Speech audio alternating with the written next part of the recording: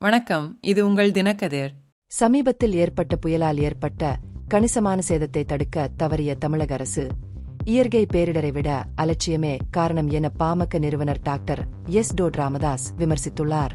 தேயிலாபுரத்தில் வியாழக்கிழமை பேசிய அவர், உயிரிழந்த 20க்கும் மேற்பட்டோரின் குடும்பத்தினருக்கு இரங்கல் தெரிவித்தார்.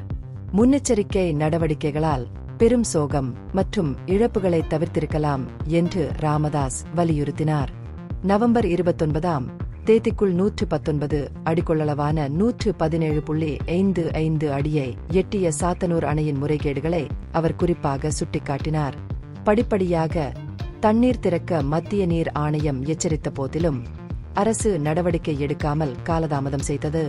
திடீரென 1.68 லட்சம் கனஅடி திறந்துவிடப்பட்டதால் பெரும் சேதம் ஏற்பட்டது. மேலும் பாதிக்கப்பட்ட மக்களுக்கு உணவு, குடிநீர் உள்ளிட்ட அடிப்படை நிவாரணம் வழங்க அரசு தவறிவிட்டதாக ராமதாஸ் விமர்சித்தார்.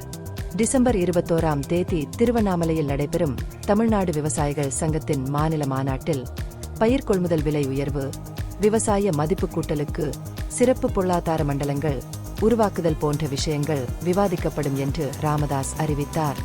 விவசாய கடன்களை தள்ளுபடி செய்வதற்கான உச்ச நீதிமன்ற குழுவின் பரிந்துரையை வரவேற்ற அவர், இந்த நடவடிக்கைகளில் மாநில அரசு உடனடியாக நடவடிக்கை எடுக்க வேண்டும் என்று வலியுறுத்தினார். மற்ற கவலைகளை எடுத்துரைத்த ராமதாஸ், டிஎன்எஸ்டிசி ஓய்வூதியர்களுக்கு நிலுவையில் உள்ள அகவிலைப்படி உயர்வை உடனடியாக வெளியிட வேண்டும். 80,000க்கும் மேற்பட்ட மக்கள் பயனடைகிறார்கள்.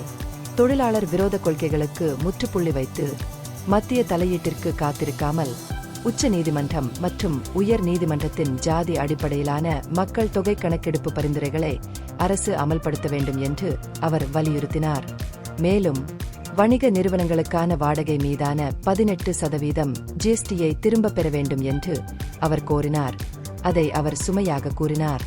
அரக்கம்பள்ளிப்பட்டு அருகே 16 கோடி ரூபாய் மதிப்பீட்டில் கட்டப்பட்ட உயர்மட்ட பாலம் திறக்கப்பட்டு 3 மாதங்களில் இடிந்து விழுந்தது குறித்து பேசிய ராமதாஸ், வெள்ளம்தான் தோல்விக்கு காரணம் என்ற அரசின் விளக்கத்தை நிராகரித்தார். இந்த சம்பவத்திற்கு தரமற்ற கட்டுமானம் காரணம் என்று கூறிய அவர், இது அலட்சியம் மற்றும் மோசமான தரக்கட்டுப்பாட்டின் ஏற்றுக்கொள்ள முடியாத விளைவு என்று கூறினார். இது உங்கள் தினக்கதிர். நன்றி.